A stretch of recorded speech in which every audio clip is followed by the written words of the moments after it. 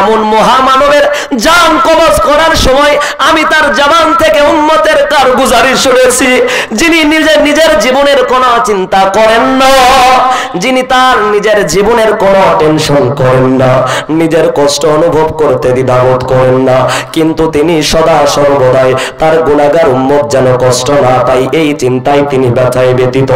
আজ আমি এই নবীরে ডাকতে পারবো না, কেমন করে ডাকবো আমার জানা নাই। অতএব তিনজন একত্রিত হয়ে ডাক দিয়া কই, এ ভাই আজরাইল তুমি নবীরে ডাক দাও, কেননা নবীর কাছে অন্যান্য নবীর কাছে তুমি এসেছো 10 বার, কারো কাছে 5 বার, কারো কাছে 7 বার, কিন্তু এই আখেরি পয়গম্বরের কাছে 1 বার 2 বার 10 বার 5 বার নয়, তোমার আগমন হয়েছে 24,000 বার। জিবরাইল আমিনও কানতেছে, ডাক দিয়া কই আমি কি ডাক দিব? জিবরাইল আমিন তার জীবনের ঘটনাগুলো শোনায়া দিচ্ছেন, ডাক দিয়া কই এ 3 ফেরেশতা শোনো শোনো, এমন রহমতের নবী রে, ইন্তেকালের আগের মাঘে রমজান নবীর কাছে আমি জিবরাইল আমিন হাজির হয়ে গেলাম। আসমানে এলান শুনেছি নবী এই মাঘে রমজানটাই শেষ মাঘে রমজান হয়ে যাবে, এমন একজন মহামানবের বিদায় হয়ে যাবে। প্রত্যেক মাঘে রমজানে জিবরাইল আমিন নবীর কাছে আসতেন, তিনি এক খতম কোরআনুল কারীম তেলাওয়াত করতেন, নবী শ্রবণ করতেন, জিবরাইল আমিন আবার পড়তেন, নবী শুনতেন, জিবরাইল আমিন শুনতেন, আমার নবী তেলাওয়াত করতেন। কিন্তু যে নবীর শেষ মাঘে রমজানে জিবরাইল আমিন এসে ডাক দিয়া কয়, গো নবী কোরআনুল কারীম পড়া আরম্ভ করে দেন। নবী আমার পড়লেন, জিবরাইল আমিন এবার পড়া আরম্ভ করলেন, নবী আমার শুনলেন। নবী কয় চলো চলো এবার বাড়ির দিকে রওনা দেব। জিবরাইল কয় নবী না না, আজ এক খতম পড়লে চলবে না, আপনি আরো একবার কোরআনুল কারীম তেলাওয়াত করেন। নবী আমার ডাক দিয়া কয়, জিবরাইল প্রত্যেক মাঘে রমজানে কোরআন নাজিল হওয়ার পর থেকে নিয়া সুদীর্ঘ 23 বছর পর্যন্ত তুমি একবার পড়তা, আমি নবী একবার পড়তাম, তাইলে আজ কেন 2 বার পড়ার জন্য বলো? জিবরাইল আমিন ডাক দিয়া কয়, নবী গো আসমানে আমার আল্লাহ ফেরেশতাদের মাঝে এলান করে দিয়েছে, আমার আল্লাহ ফেরেশতাদের মাঝে এই কথাটা ব্যক্ত করেছেন এবং ফেরেশতাদেরকে বলা বলি করতে শুনেছি, এই মাঘে রমজান মাস আপনার জন্য শেষ মাঘে রমজান হয়ে যাবে। ও গো নবীজি, অন্যান্য ফেরেশতা অন্যান্য নবীদের কাছে আমি ফেরেশতা জিবরাইল এসেছি 1 বার 2 বার 10 বার, কারো কাছে 100 বার তার বেশি নয়, কিন্তু আপনার কাছে 24,000 বার আসা যাওয়া করতে করতে এমন একটা সুসম্পর্ক হয়ে গেছে নবী, আপনি দুনিয়ায় থাকবেন না, আমি জিবরাইল মনে হয় দুনিয়াতে থাকবো না, আমি জিবরাইলের বেঁচে থেকে লাভটা কি?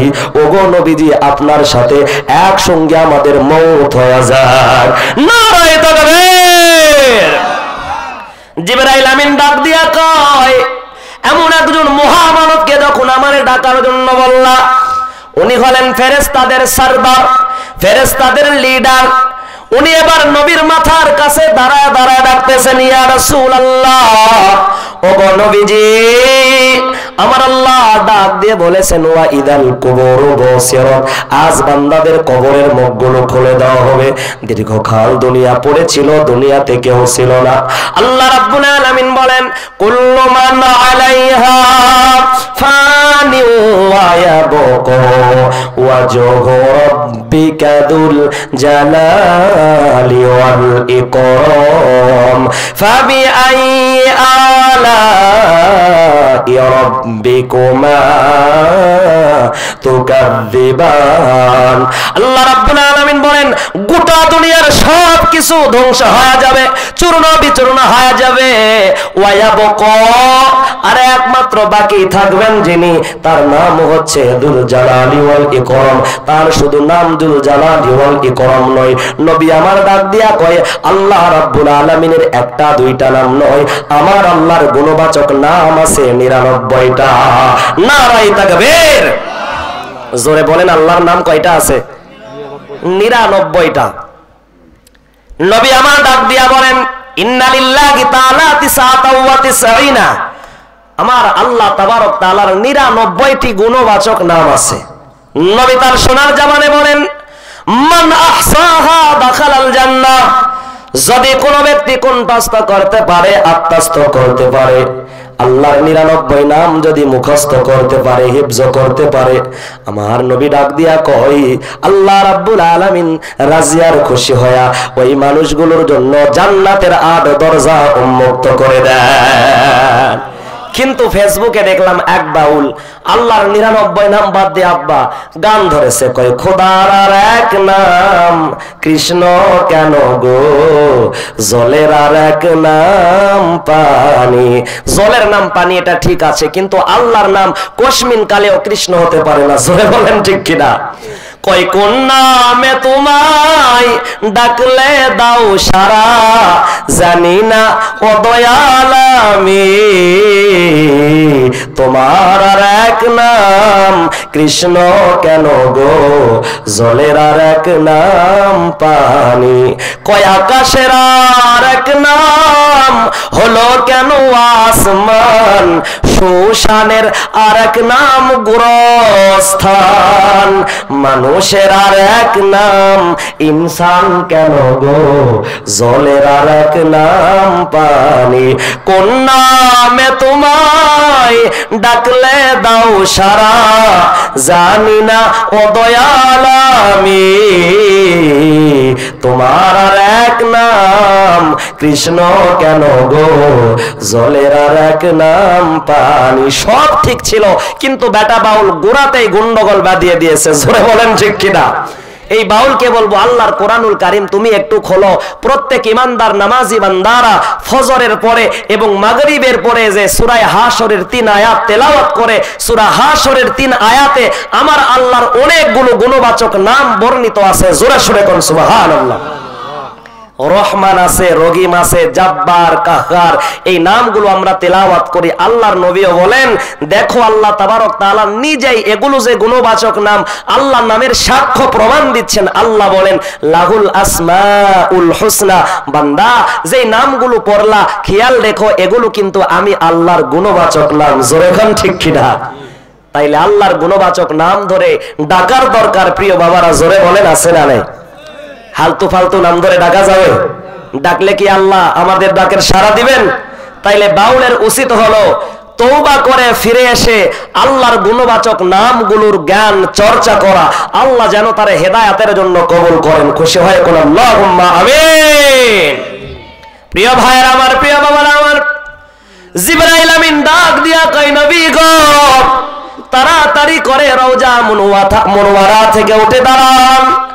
আজ আল্লাহ রাব্বুল আলামিন কবরের মুখগুলো মুক্ত করে দিয়েছেন, সর্বপ্রথম আপনারে ডাকার জন্য আহ্বান করেছেন। নবী আমার কাফনের কাপড় পরিত অবস্থায় এবার রওজা মুনওয়ারা থেকে উঠতেছেন।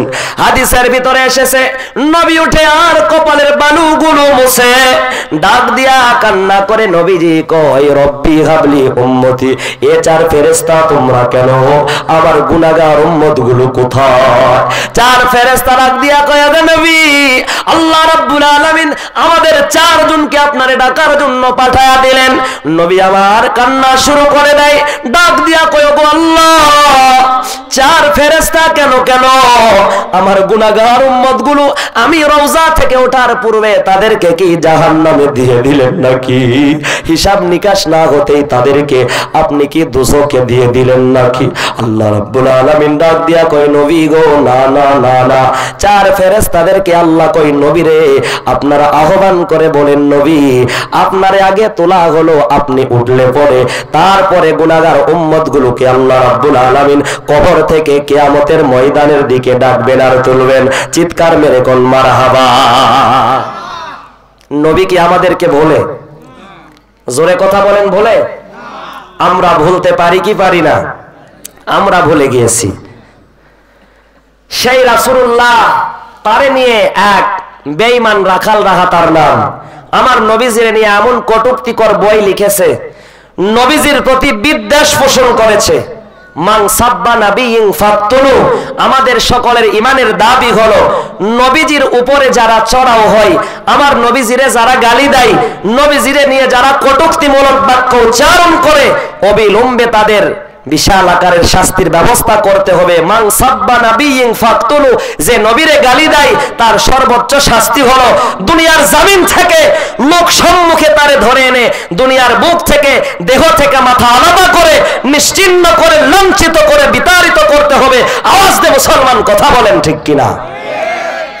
কলিজার টুকরা, নবীজিকে গালি দিলে ইমানদারেরা ঘরে বসে থাকবে না। मुहम्मद ने आकर कुफर के मिटाना, कुफर के मिटाकर सदाकत बताया। इमामुल अव्वलीन अल आखिरीन बहरे सदक रहमताल लिल आलामीन, शुदु वजुदश रहमताल लिल आलामीन, मस्जिदे ও সদা আমারু এ জমিন। আমার নবীজির পরিপূর্ণ মহব্বত, পরিপূর্ণ আশিক আল্লাহ যেন সকলকে হবার তৌফিক দান করেন। খুশি হয়ে কোন আল্লাহুম্মা আমিন। প্রিয় ভাইরা আমার, প্রিয় বাবারা আমার, বেশি সময় আপনাদের মাঝে নিব না। যে আয়াতে কারিমা তেলাওয়াত করেছি সে আয়াতে কারিমার উপরে খানিকক্ষণ আলোচনা করব, তারপরে আমরা বিদায় নেব। আমার আল্লাহ কোরআনুল কারীমের ভিতরে গান পিপাসু ইলমওয়ালা হাফেজ আলেমদেরকে নিয়ে কত চমৎকার পদ কথা বলেছেন। আল্লাহ রাব্বুল আলামিন প্রারম্ভে বলেন, হাল ইয়াস্তাবিল্লাযীনা ইয়ালামুনা ওয়াল্লাযীনা লা ইয়ালামুন। আল্লাহ বলেন, নবী আপনি তাদেরকে জানায় দেন যারা জানে আর যারা জানে না, যারা কোরআনুল কারীমের জ্ঞানে জ্ঞানান্বিত, কোরআনের জ্ঞান যারা অর্জন করে আর যারা কোরআনের জ্ঞান অর্জন করে না, তারা কি কখনোই সমান হতে পারে নাকি? আল্লাহ আয়াতে কারিমার শুরুতে হাল দ্বারা প্রশ্ন করলেন। আল্লাহ বলেন, ওগো নবী জানায়া দেন, যারা কোরআন জানে, কোরআন বুঝে, কোরআন মানে, আর যারা মানে না, বুঝে না, পড়ে না, তারা কি কখনো সমান হতে পারে নাকি? আপনারা বলেন, জানা আর অজানা দুই ব্যক্তি কি সমান না আলাদা? আলাদা। তাইলে কেমন আলাদা?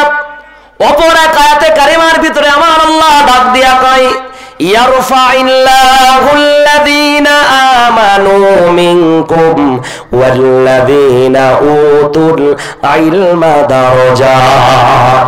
আল্লাহ রাব্বুল আলামিন বলেন, নবী গো, দুনিয়ার আমার গোলামেরা যারা আমি আল্লাহর প্রতি ঈমান আনয়ন করলো এবং ঈমান আনার পরে যারা জ্ঞান অর্জন করলো, কোরআনের জ্ঞান, হাদিসের জ্ঞান, কোরআনের বিদ্যা, হাদিসের বিদ্যা, যারা তালবে ইলম হলো, কোরআনের জ্ঞানে জ্ঞানান্বিত হলো, আমি আল্লাহ রাব্বুল আলামিন ইয়ারফা, তাদের জ্ঞান, তাদের জ্ঞানগুলোর কারণে আমি আল্লাহ রাব্বুল আলামিন তাদের মান, তাদের মর্যাদা, তাদের শান, তাদের শৌকত আমি আল্লাহ রাব্বুল আলামিন এক গুণ দুগুণ নয়, হাজার হাজার গুণ বাড়ায়া দিলাম। এই যে আলোচনার প্রারম্ভে আপনাদের এনায়েতপুর মাদ্রাসার এক ধন্য বাবার ধন্য সন্তানের মাথায় পাগড়ি পরিধান করানো হলো। ইয়ে কলিজার টুকরা বাবা, আমিও কিন্তু যেদিন কোরআনুল কারীমের হাফেজ হয়েছিলাম, আমারও মাথায় সেদিন পাগড়ি পরানো হয়েছিল।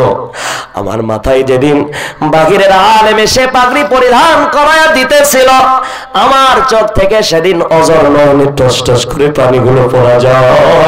মনে হয়েছিল আজ বুঝি জীবনের এক চূড়ান্ত সফলতা অর্জন করলাম। আমি সেদিন শ্রোতাদের দিকে তাকায় দেখেছি, আমার কলিজার টুকরা বাবাও সেই শ্রোতাদের মাঝে শামিল ছিল। আমার বড় ভাই সহ এলাকার অনেক মানুষগুলো মজমা একত্রিত হয়েছিল।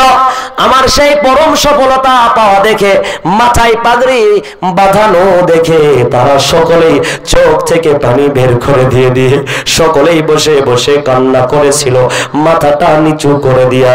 মাঝে মাঝেই কেউ আল্লাহু আকবার, আল্লাহু আকবার বলেছিল। আবার মনে হয় সেদিনের মাজমার দোয়াকে আমার আল্লাহ আজকের ময়দানের জন্য কবুল করে নিয়েছেন। তাই তো আল্লাহ রাব্বুল আলামিন মা বাবার দোয়া এবং এলাকার গণ্যমান্য ব্যক্তির দোয়া, মুরব্বির দোয়াতে আমার আপনার আল্লাহ রাব্বুল আলামিন আজ এই আলোচনার চেয়ার পর্যন্ত এনেছেন। জোরে বলেন বাবারা ঠিক কিনা? যার মাথায় পাগড়ি পরিধান করে দেওয়া হলো, একজন ধন্য বাবার ধন্য সন্তান, নবী আমার ডাক দিয়া কয় তার মান মর্যাদা কত একটু শোনো।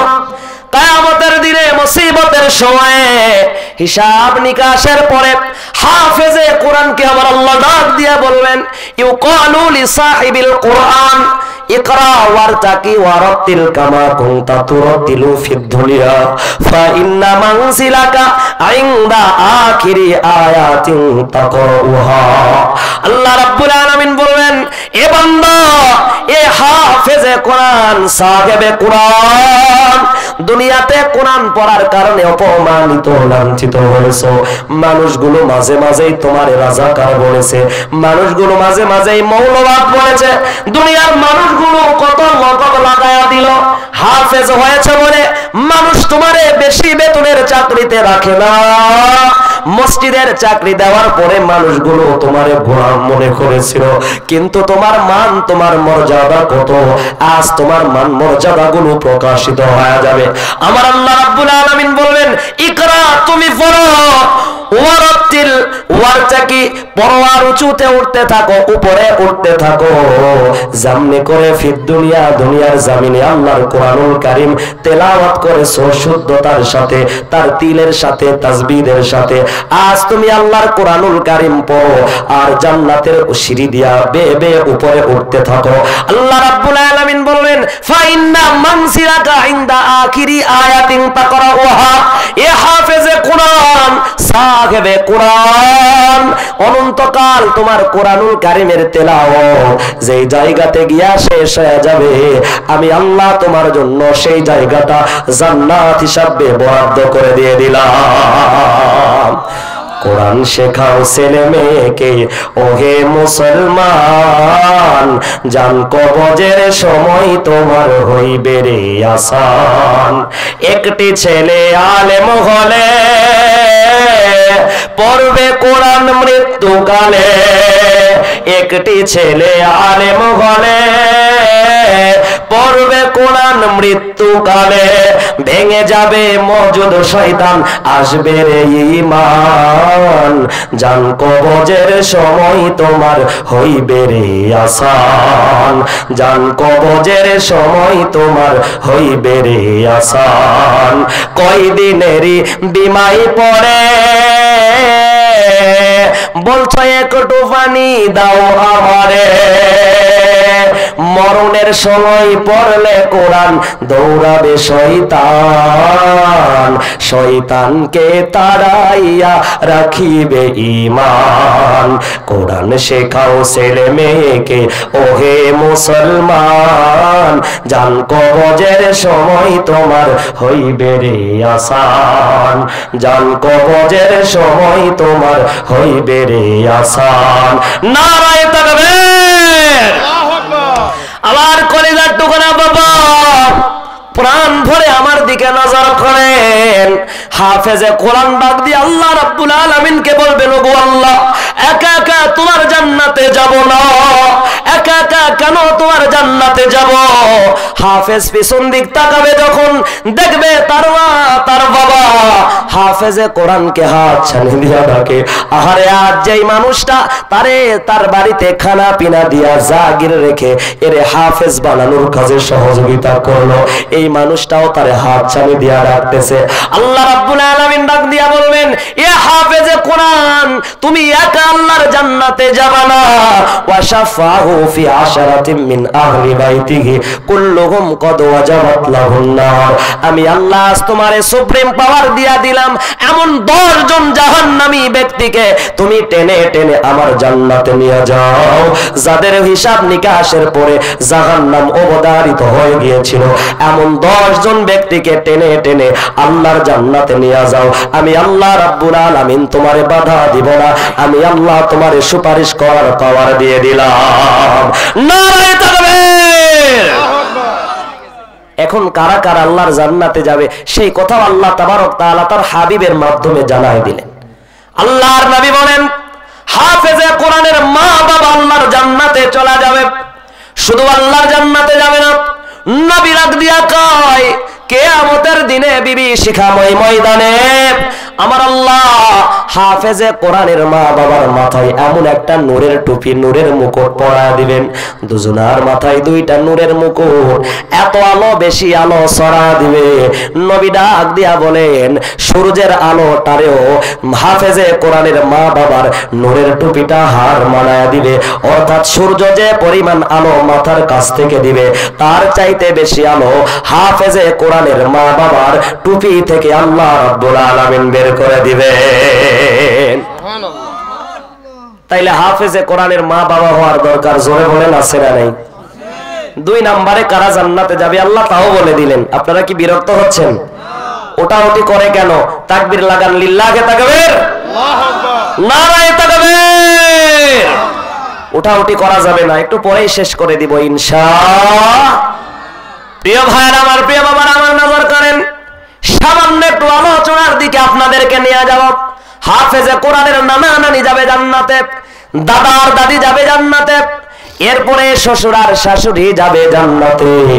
সর্বশেষ আমার আল্লাহ যাদেরকে জান্নাতে নিয়ে যাওয়ার জন্য সুপ্রিম পাওয়ার দিবেন, আল্লাহ যাদেরকে জান্নাতে নেওয়ার জন্য আহ্বান করবেন, এই হাফেজে কোরআনকে তৈরি করতে গিয়া যারা শ্রম দিয়া, মেধা দিয়া, খানা দিয়া, টাকা দিয়া, পয়সা দিয়া, এমনকি জায়গার ব্যবস্থা করে দিয়া, ইট দিয়া, বালি দিয়া, সিমেন্ট দিয়া, জানালার দরজা দিয়া সহযোগিতা, সহানুভূতি করেছে, অন্তর দিয়া মহব্বত করেছিল, আল্লাহ রাব্বুল আলামিন বলবেন, তোমার সহযোগীদেরকে টেনে টেনে নিয়ে আমি আল্লাহর জান্নাত পর্যন্ত চলে যাও।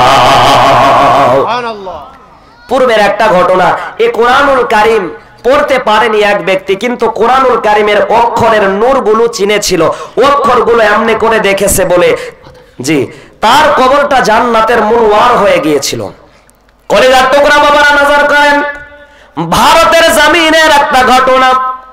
এক মানুষ মারা গেল, সেখানে এত আলেম ওলামা ছিল না, বলে জানাজা দিবে কে, গোসল করাবে কে? লোকটার লাশ নিয়ে মানুষেরা রাস্তার পাশে চলে গেল। অপেক্ষা করতেছেন কোন দাড়িওয়ালা, টুপিওয়ালা হাফেজ অথবা আলেম যদি রাস্তা দিয়া যায়, তারে ধরে এনে তার হাতে গোসল দিব, জানাজা দিয়ে নিব, দাফন কাফনের ব্যবস্থাটা করে নিব। এই বলে তারা দেরি করে। খানিক বাদে একজন ভাই সাইকেল চালায়া লোক আসতেছিলেন, মুখে তার সুন্দর দাড়ি, মাথার ভিতরে সুন্দর সুন্নতি টুপি পরিধান করা। লোকটারে তারা অনুনয় বিনয় করে ডাক দিয়া কয়, এই মানুষের জানাজা দিয়ে দেন। এলাকার মানুষগুলো এত নগণ্য আর মূর্খ, কেউ জানাজা পড়ে না, দোয়া কলেমা কেউ জানে না, এই মানুষের জানাজা না দিলে মাটি দিব কেমনে? আপনি একটু সহযোগিতা করেন। লোকটা যদি একজন চাকরিজীবী মানুষ ছিল, কিন্তু অন্তরের ভিতরে আমার আল্লাহর ভয় ছিল। দেখবেন কত সমাজের নগণ্য রিকশা চালক রিকশা চালায়, আজানের সময় মসজিদে গিয়ে নামাজ পড়ে, যখন যাত্রী আসে না বসে বসে তসবিহ হাতে নিয়ে আল্লাহর জিকিরে মশগুল থাকে। এমন রিকশা চালক আমাদের সমাজে জোরে বলেন আছে না? আল্লাহ বলেন, ইন্না আকরামাকুম ইনদাল্লাহি আতকাকুম, যার টাকা আছে, পয়সা আছে, বালাখানা আছে,